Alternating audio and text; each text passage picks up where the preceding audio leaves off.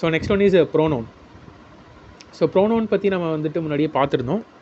So pronoun அப்படின்னா என்னென்னா, இப்போ ஒரு நவுன் வந்து யூஸ் பண்ணுறோன்னு வைங்களேன், எல்லா இடத்துலையும் வந்துட்டு நம்ம வந்துட்டு ஒரு ப்ராப்பர் நவுனையோ அல்லது காமன் நவுனையோ யூஸ் பண்ணிகிட்டு இருக்கிறதுக்கு பதிலாக ஒரு வேர்டை யூஸ் பண்ண போகிறோம். அதுக்கு பேர் தான் ப்ரோனவுன். இப்போ இந்த இடத்துல நான் பாரத் பாரத் பாரத் பாரத் பாரத்ன்ட்டு நிறைய இடத்துல ஒரு சென்டென்ஸ், ஒரு பேராகிராஃப் பற்றி எழுதுறேன். அந்த பேராகிராஃப் வந்துட்டு பார்த்திங்கன்னா என்னை பற்றின ஒரு பேராகிராஃப், ஒரு என்னை பற்றி டெஸ்கிரைப் பண்ணக்கூடிய ஒரு பேராகிராஃப்னு வச்சுக்கோங்க.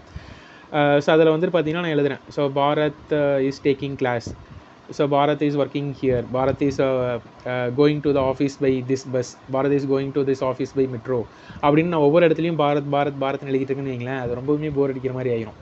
ஸோ அப்போ அந்த இடத்துல பரத்ன்ட்டு ஒரு இடத்துல மட்டும் நான் கொடுத்துட்டு அதுக்கு மேலே இருக்கக்கூடியதெல்லாம் ஹீ அப்படிங்கிற வார்த்தையை யூஸ் பண்ணிக்கலாம். ஏன்னா இந்த ஹீங்கிற வார்த்தை என்ன பண்ணும், பாரத்துங்கிறதுக்கு ஒரு ரீப்ளேஸ்மெண்ட்டாக இருக்கும். சரிங்களா? ஸோ இந்த பாரத்துங்கிறது ரிப்பிட்டேஷனை நான் தடுக்கிறதுக்கு ஹீங்கிறத நான் யூஸ் பண்ணிக்க போகிறேன். ஸோ இந்த ஹீ அப்படிங்கிறது யாரை குறிக்குதுன்னா பாரத்தை வந்து குறிக்குது. சரிங்களா? இதுக்கு பேர் தான் வந்து ப்ரோனவுன்ஸ். ஸோ இந்த ப்ரோனவுன் அப்படிங்கிறது டிஃப்ரெண்ட் டைப்ஸ் வந்துட்டு இருக்குது. அதை நம்ம ஒன்றா வந்து நம்ம பார்க்கலாம்.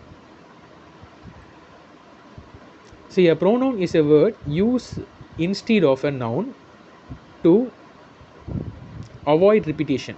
ஸோ ரிப்பிட்டேஷன் அவாய்ட் பண்ணுறதுக்காக நான் என்ன பண்ணுறேன், இதை வந்து யூஸ் பண்ண போகிறேன் ப்ரோனவுன்கிறத. ஸோ ப்ரோனவுன்லேயே நிறைய டைப்ஸ் இருக்குது. நான் ஜஸ்ட் அந்த பேசிக்ஸ் பார்க்கும்போது ஒரு 4-5 வேர்ட்ஸ் மட்டும் சொல்லியிருப்பேன். ஹீ, ஷீ, தே, தட்டு, இட்டு அந்த மாதிரி வந்து சொல்லியிருப்போம். ஒரு 5 வேர்ட்ஸ் ஆர் 6 வேர்ட்ஸ் மட்டும் தான் சொல்லியிருப்போம். இன்னும் நிறையா இருக்குது. அது ஒவ்வொன்றையும் நம்ம வந்து பார்க்கலாம். ஸோ இந்த இடத்துல வந்து பாருங்கள். So Ravi is my friend, Ravi is very kind. So ஒரு தடவை தான் ரவியை பற்றி சொல்லிட்டோம்ல, அப்போ திரும்ப எதுக்கு இந்த ரவிங்கிற பேரை யூஸ் பண்ணிட்டுருக்கணும்? சரியா? ஸோ அப்போ அந்த இடத்துல ரவிங்கிற பேரை யூஸ் பண்ணணும்னு தேவையில்லை. அதுக்கு பதில் என்ன பண்ணிக்கலாம், ஹீங்கிறத யூஸ் பண்ணிக்கலாம். He is my friend, so he is very kind அப்படின்னு சொல்கிறோன்னா அந்த ஹீ அப்படிங்கிறது யாரை தான் குறிக்குது, ரவி தான் வந்து குறிக்குது. ஸோ சரியா? ஸோ அப்போ இதுதான் வந்து நம்ம என்னென்னு சொல்லுவோம்னா ப்ரோனவுன். ஸோ ப்ரோனவுன் அப்படிங்கிறது வந்துட்டு இந்த இடத்துல என்ன பண்ணியிருக்கு, ஒரு ப்ராப்பர் நவுனான ரவியை ரீப்ளேஸ் பண்ணிருச்சு. சரிங்களா? ரீப்ளேஸ் பண்ணிச்சுனாலும் அந்த இடத்துல சென்டென்ஸுடைய மீனிங் வந்து மாறியிருக்கா அப்படின்னு கேட்டிங்கன்னா மீனிங் வந்துட்டு மாறல. மீனிங் வந்துட்டு அப்படியே தான் இருக்குது. கரெக்டாக? ஸோ மீனிங் வந்துட்டு அப்படியே தான் இருக்குது. ஸோ இதை வந்து பார்த்திங்கன்னா எல்லா இடங்கள்லையும் ஒரே பேர் சொல்லிகிட்டு இருக்கிறதுக்கு பதிலாக இது வந்துட்டு அந்த ரிப்பிட்டேஷனை தடுக்கிறதுக்கு ரொம்ப யூஸ்ஃபுல்லாக இருக்குது. சரிங்களா? So types of pronoun. So ப்ரோனவுன்ஸினுடைய டைப்ஸ் இருக்குது. ஸோ அதே போல் முன்னாடி நான் சொன்ன மாதிரி தான் எக்ஸாம் பாயிண்ட் ஆஃப் வியூவில் இந்த ஒரு சென்டென்ஸை கொடுத்துட்டு இதில் பர்சனல் ப்ரோனவுன் எது, சரிங்களா? ஸோ அந்த மாதிரி வந்துட்டு கொஷின்ஸ் கேட்க மாட்டாங்க. பட் வந்துட்டு நம்ம என்ன பண்ணியிருக்கணும், இது தெரிஞ்சு வச்சுருக்கணும். ஒரு ப்ரொனவுன்னு ஒன்று இருக்குது அப்படின்னா அது என்ன ப்ரொனவுன்னு நம்ம அதாவது ஒரு ப்ரொனவுனா இல்லையா அப்படிங்கிறது கண்டுபிடிக்கிறதுக்கு இந்த டைப்ஸில் தெரிஞ்சு வச்சுருக்கணும். இந்த டைப்லேயே இது வந்து ப்ரொனவுனாக நம்ம சொல்லலாம் அப்படிங்கிறது நம்ம ஒரு ப்ரொனவுனை ஐடென்டிஃபை பண்ணுறதுக்கு வேணால் இது ஒரு யூஸ்ஃபுல்லாக இருக்குமே தவிர இதை வச்சு நம்ம ஆன்சர்ஸ் பண்ணுறதுக்கு யூஸ்ஃபுல்லாக இருக்காது. அந்த மாதிரி கொஷின்ஸும் இங்கே கேட்க மாட்டாங்க. சரியா? So first one is a personal pronoun. So personal pronoun அப்படிங்கிறது வந்து பார்த்திங்கன்னா ஒரு சப்ஜெக்ட், இதுக்கு இன்னொரு பேர் சப்ஜெக்ட் ப்ரோனவுன்ஸ்னு சொல்லுவாங்க. ஒரு ஆக்ஷனை செய்கிறவரை பற்றி குறிச்சுது அப்படின்னா அதுதான் பர்சனல் ப்ரோனவுன். சரிங்களா? ஒரு பர்சனை செய்கிறவங்களை பற்றி சொல்லுது அப்படின்னா அதுதான் பர்சனல் ப்ரோனவுன். இப்போ இந்த இடத்துல ஹீங்கிறது ஒரு பர்சனல் ப்ரோனவுன். ஏன்னா இந்த ஹீ அப்படிங்கிறது யாரை குறிக்குது, எ டூயர் ஆஃப் த அல்லது ஒரு சப்ஜெக்டை தான் குறிக்குது. இந்த இடத்துல ரவிங்கிறவர் தான் subject. Ravi is my friend. So இப்போ இந்த டூயர் வந்துட்டு இந்த ஆக்ஷன், இந்த இடத்துல இவர் எந்த ஆக்ஷனுமே பண்ணல. ரவி இஸ் மை ஃப்ரெண்ட், அவர் வந்து ஜஸ்ட் ஒரு இந்த இடத்துல எந்த ஒரு ஆக்ஷனுமே நடக்கல தானே. ஸோ ரவி இஸ் ரன்னிங் அப்படின்னு சொல்லலாமா, ரவி இஸ் ஈட்டிங். இந்த இடத்துல ஆக்ஷனை பண்ணக்கூடியவர், அதாவது சாப்பிடக்கூடிய ஆக்ஷன் பண்ணக்கூடியவர் ரவி. அப்போ அந்த ரவியை பற்றி தான் இந்த ஹீங்கிறது சொல்லுது. So doer of the action is Ravi. So he also explains about the Ravi. சரியா? ஸோ அப்போ இதை வந்து நம்ம என்ன சொல்லலாம், ஹீங்கிறத பர்சனல் ப்ரோனவுன்னு சொல்லலாம். ஸோ பர்சனல் ப்ரோனவுன்னா என்னென்னா, ஒரு ப்ரோனவுன் இருக்குது, அந்த ப்ரோனவுன் யாரை பற்றி சொல்ல போகுதுன்னா அங்கே இருக்கக்கூடிய ஒரு ஆக்ஷனை செஞ்சிட்ருக்கவர் இருப்பார்ல அல்லது ஒரு சப்ஜெக்ட் இருப்பாங்கள்ல, அந்த சப்ஜெக்டை பற்றி சொன்னிச்சு அப்படின்னா அதுக்கு பேர் தான் subjective pronoun or personal pronoun அப்படின்னு வந்து சொல்லுவோம். ஸோ இதெல்லாமே I, we, you, he, she, it, they. So இது எல்லாமே வந்து என்னென்னா personal pronoun. I am a teacher, she is singing, they are playing. So இது எல்லாத்தையும் நம்ம என்னவாகவும் யூஸ் பண்ணலாம், ஈஸியாக நம்ம சப்ஜெக்டாகவும் யூஸ் பண்ணலாம். ஸோ இந்த எல்லாத்தையுமே நான் யூஸ் பண்ணி என்ன பண்ண முடியும், ஒரு சென்டென்ஸில் இது எல்லாத்தையும் நான் யூஸ் பண்ணி ஒரு சென்டென்ஸ் ஃபார்ம் பண்ணலாமா? ஐ ஆம் ஈட்டிங். சரி, ஈட்டிங் வேணாம், வேறு ஏதாச்சும் வச்சுக்குவோம். ஐ ஆம் டீச்சிங். சரி, இந்த இடத்துல டூயர் ஆஃப் த ஆக்ஷன் நான். We are. சரி, இப்போ நீங்கள் தான் டூயர் ஆஃப் த ஆக்ஷன் வச்சுக்கலாம். வி ஆர், நீங்களாம் என்ன பண்ணுறீங்க? ஸோ இந்த சென்டென்ஸ் கரெக்டா? ஸோ இந்த சென்டென்ஸ் கரெக்டு தான். இது நீங்கள் எல்லோரும் சொல்லலாமா? எல்லோரும் லிசன் பண்ணிருக்கீங்களா? வி ஆர் லிசனிங் அப்படின்னு உங்களால் எல்லோரும் சொல்கிறீங்களா?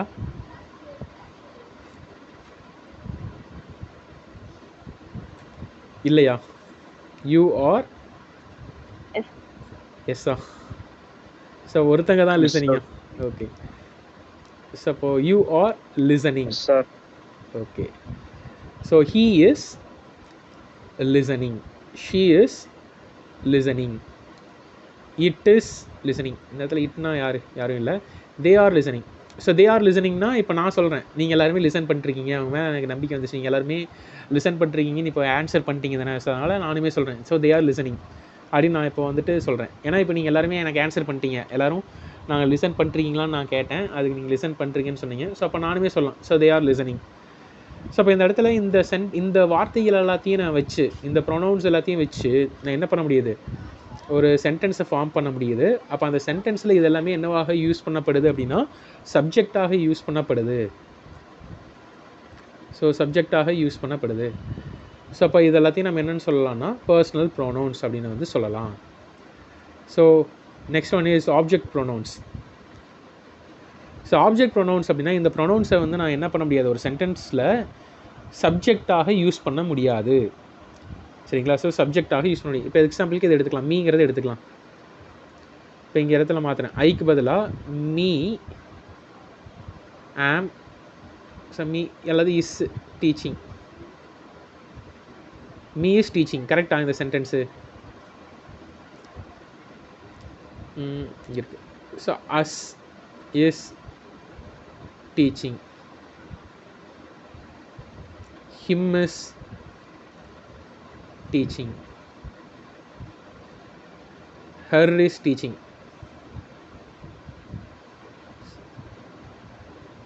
So this not make sense, right? சரி, எந்த ஒரு சென்ஸுமே ஏற்படுத்தலை தானே, எல்லாமே தப்புன்னு நமக்கு தெரியுது. ஏன் தப்பு அப்படின்னு நம்மளால் சொல்ல முடியல. மோஸ்ட்லி இதை வந்து நான் இதை எழுதுனையுமே வந்து பார்த்திங்கன்னா உங்களால் இந்த சென்டென்ஸ் தப்புன்னு உங்களால் ஜஸ்ட்டு உணர முடிஞ்சிருக்கும். ஏன்னா நம்ம நிறையா இடங்களில் இங்கிலீஷ் படிச்சுட்டு தான் வந்திருக்கோம். சின்ன வயசுலேருந்தே இங்கிலீஷ் படிச்சிருப்பீங்க, ஒரு சப்ஜெக்ட் ஆனாச்சு இங்கிலீஷ் எல்லாருமே படிச்சுட்டு தான் வந்திருப்பீங்க. ஸோ அப்போ ஒரு சென்டென்ஸை பார்த்தோன்னே இது வந்து தப்பு தான் அப்படின்னு தெரியும். பட் வந்து ஏன் தப்பு அப்படிங்கிறது உங்களுக்கு இப்போதைக்கு ஒரு சில நாள் சொல்ல முடியும், ஒரு சில நாள் சொல்ல முடியாமல் இருக்கும். ஸோ அது பரவாயில்ல. ஸோ ஏன் தப்பு அப்படிங்கிறது பார்க்கலாம். இது எல்லாத்தையும் என்னென்னு சொல்லுவாங்கன்னா ஆப்ஜெக்ட் ப்ரொனவுன்ஸ் அப்படின்னு வந்து சொல்லுவாங்க. ஏன்னா ஒரு சென்டென்ஸ் இருக்குன்னா அந்த சென்டென்ஸில் இந்த நவுன்ஸ் எல்லாத்தையும் நான், இந்த ப்ரொனவுன்ஸ் எல்லாத்தையுமே நான் என்ன தான் பண்ண முடியும், ஒரு ஆப்ஜெக்டாக தான் நான் யூஸ் பண்ண முடியும். சரிங்களா?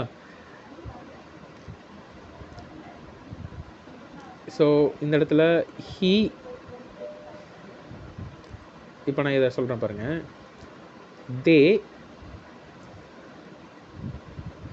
Listen to me. ஸோ மீங்கிறது இந்த இடத்துல நான், தேங்கிறது நீங்கள். ஸோ நீங்கள் எனக்கு மீனா என்னது, எனக்கு.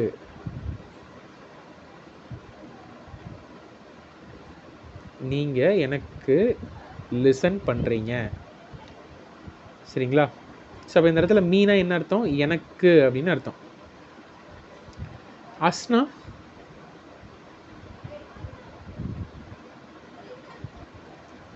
எங்களுக்கு. ஸோ நார்மலாக நீங்கள் இந்த வார்த்தையெல்லாம் போட்டு ஒரு சென்டென்ஸை தமிழில் ஃபார்ம் பண்ணுறதே கஷ்டம்தான். சப்ஜெக்டாக இதை வச்சு நான் என்ன பண்ண முடியாது, சென்டென்ஸை ஃபார்ம் பண்ண முடியாது. ஸோ இப்போ இது எல்லாமே வந்து என்னவாக தான் வர முடியும் அப்படின்னா ஆப்ஜெக்டாக தான் வர முடியும். ஸோ மீங்கிறது ஆப்ஜெக்டாக தான் வர முடியும். அஸ் அப்படிங்கிறதும் ஆப்ஜெக்டாக தான் வர முடியும். ஸோ ஹிம்மு, ஹெரு, இட்டு, தென்னு, ஸோ இது எல்லாமே வந்து என்னவாக தான் வர முடியும்? ஆப்ஜெக்டாக தான் வர முடியும். சரிங்களா? ஸோ இதில் எதுவும் டவுட்ஸ் இருக்குது எல்லாருக்கும்?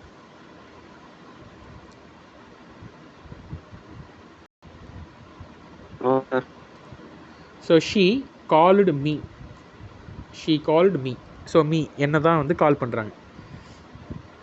So the teacher punished him, so அவனை பனிஷ் பண்ணிட்டாங்க அப்படிங்கிற மாதிரி மீன் வருது. ஹீ இன்வைட்டட் அஸ், எங்களை இன்வைட் பண்ணியிருக்காரு, அவர் எங்களை இன்வைட் பண்ணியிருக்காரு. சரிங்களா? ஸோ நீங்கள் தமிழில் ஒன்றே சொல்லி பார்த்தீங்கன்னா இதுக்கான மீனிங்ஸ் எல்லாமே நல்லா புரியும்.